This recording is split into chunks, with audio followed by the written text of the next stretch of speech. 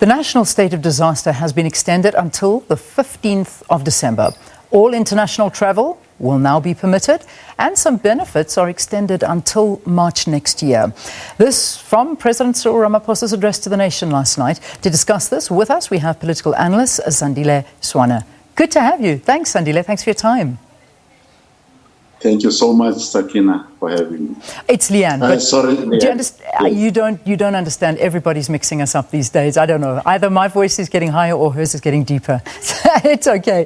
Sandile, you're forgiven. Listen, talk to me. What did you think of the address last night? I mean, the president was widely seen, pretty much so, opening up a lot, and also reprimanding those who are not adhering to COVID-19 regulations. I suppose that big focus on wearing masks. But let me get your views. What did you think of it?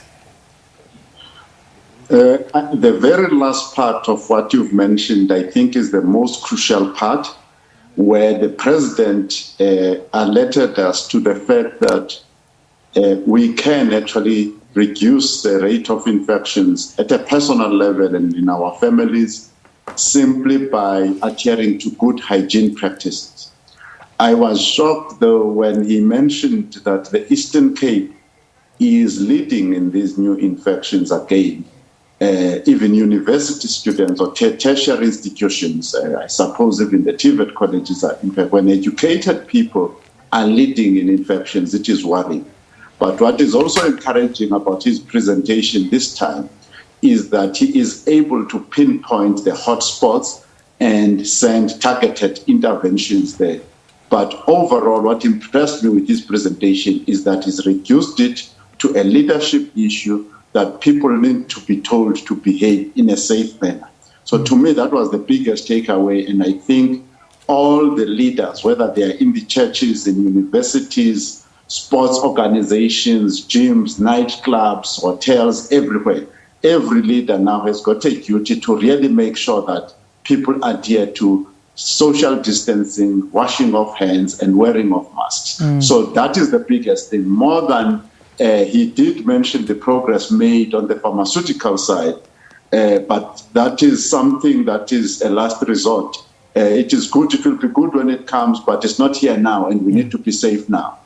Yeah, and we need to wait on that one. So I like what you're saying. We need to still be safe, and he did emphasize that. I want to talk a little bit about, you saying that it's leaders now that have to ensure that people are adhering to these rules. I mean, the president even mentioned he's been seeing on social media how people are going out, they're partying, they're not wearing masks, they're gathering in big crowds. And then in the same breath opens up the sale of alcohol, opens up international travel, and eases restrictions even more.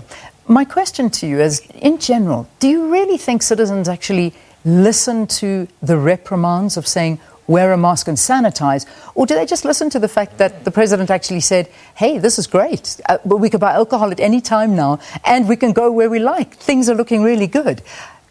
I suppose there's two schools of thought on this. What do you think? Thanks, Leanne. This is an old problem. It just does not pertain only to the coronavirus, where South Africans in a number of areas, and in this case we're talking about health, a lot of us are suffering from non-communicable diseases, whether it's diabetes, high blood pressure, etc. When we are told, even from a young age, what to do to prevent those diseases. These diseases are highly preventable if we just adhere to certain basics of health, of diet and exercise. So what you are finding here is that people think that the main way that you can get health is if somebody outside of yourself, other than yourself, intervenes in your health with chemicals, injections, and operations, and so on. So South Africans don't have that sense of personal responsibility, which is why, in my view anyway, controversially so, it is the case that we have the largest burden of HIV and AIDS infections, etc., because those things depend on us doing something to keep ourselves safe.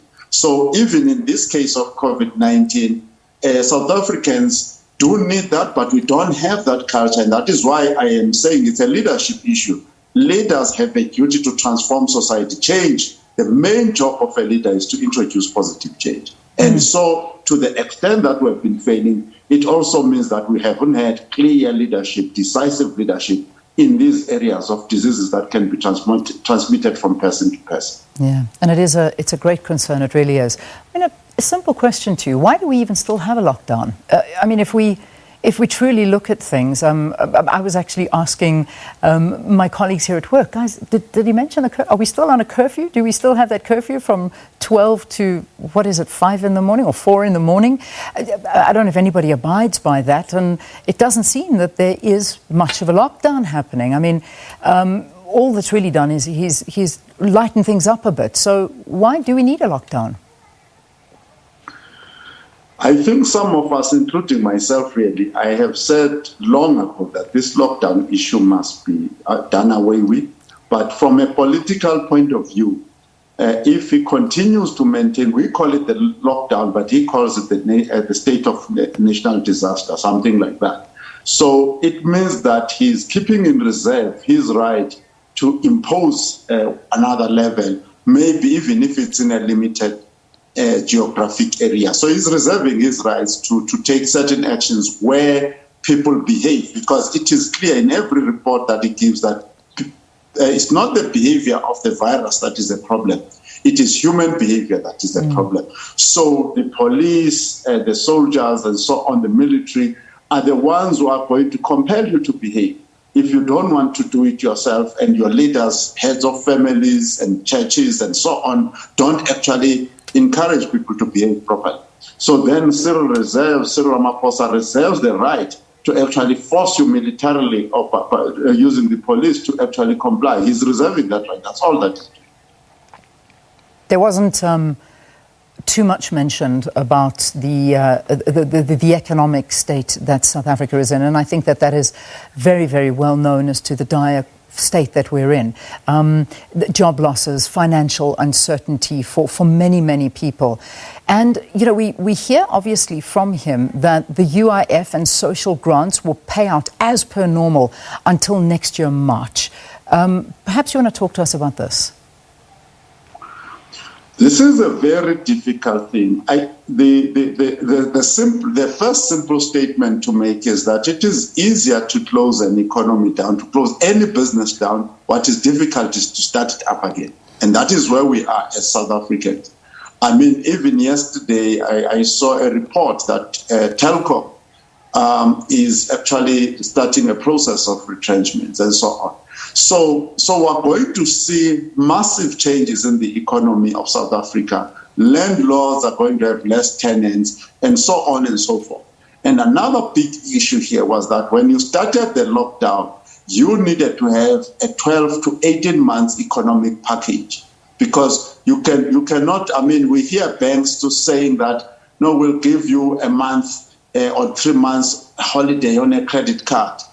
To actually get back to making proper money, most people will take 12 months, some up to 2 years recovering. So those jobs that have been disrupted, those businesses that have been disrupted are going to take a hell of a long time. In the hospitality industry, some of the most finest hotels have actually closed down permanently. Yeah. So to replace all of that economic activity is going to be a very tedious and long process. It certainly is. And I mean, you're just hearing about these predominantly international tourist destinations that are closing down and you know, hoping that they can have some form of relief. But I'm not sure when you look at what's happening in Europe and the resurgence and whether or not they're actually going to be traveling.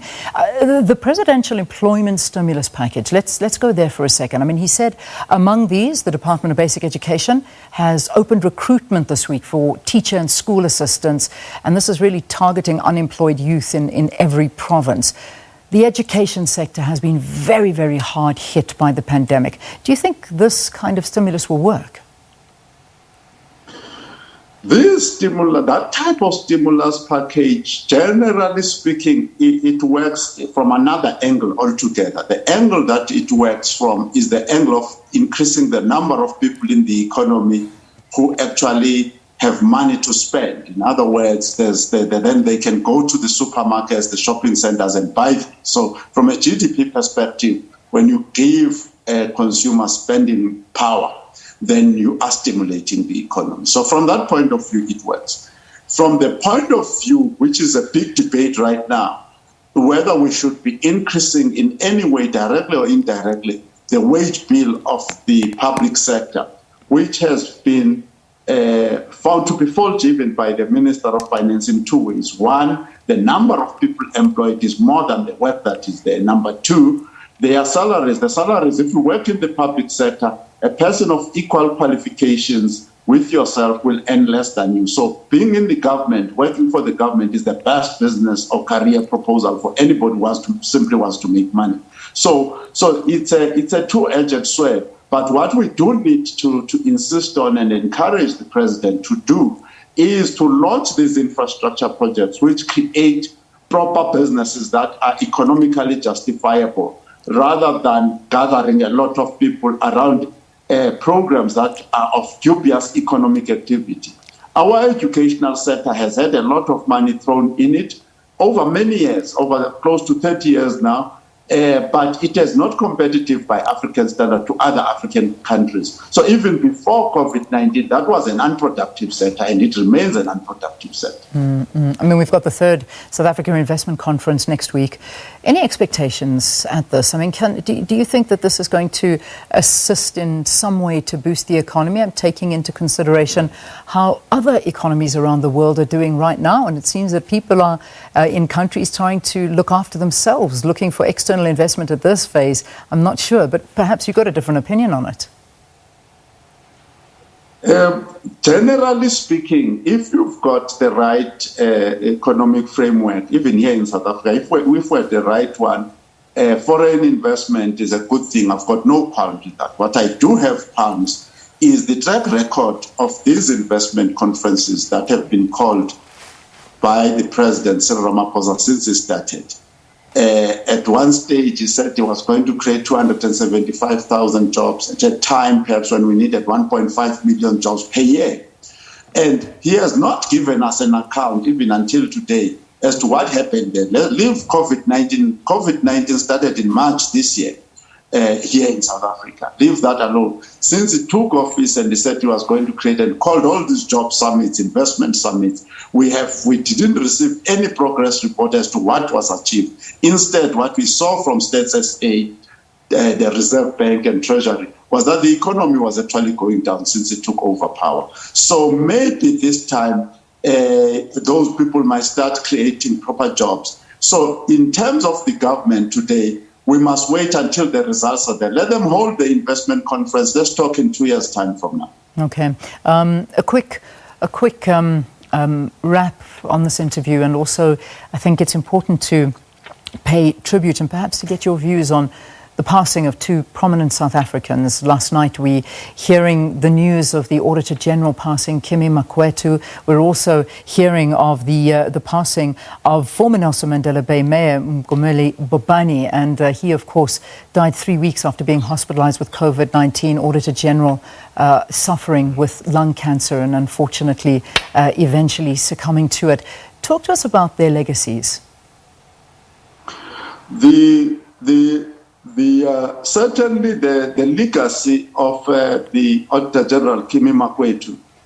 On the one hand, he is one of those Auditor Generals who has highlighted the rapid collapse in governance, and I think he has actually made that clear when he talks about his own legacy. I mean, I had a chance to share the platform with him in addressing some municipality in the Eastern Cape there on governance and so on.